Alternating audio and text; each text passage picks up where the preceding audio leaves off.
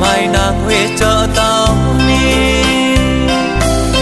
chôm chanh chanh hoa cà pi đã chi say ta lạ tao nàng xì ao chi chi với ta mai hong nàng huế xa lia ni yêu kha mi sam kai đã chi lên cả thương lâu hoài con lại yêu ta ba đục thoa ngã ta mai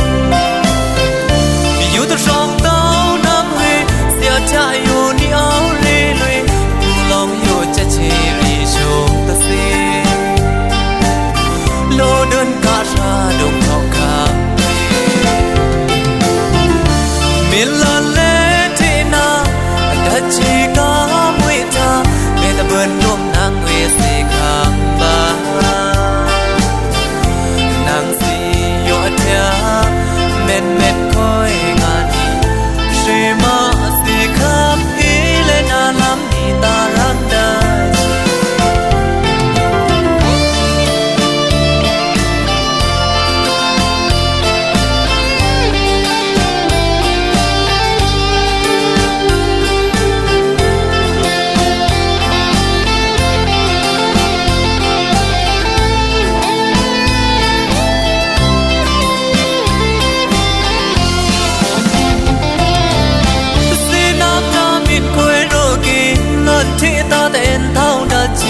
vừa kéo ta mai nàng huế chợ tao ni chôm chanh chanh hoa cà pi đã chi say ta lạ tao nàng xì ao chi chi vừa ta mai hong nàng huế xa lia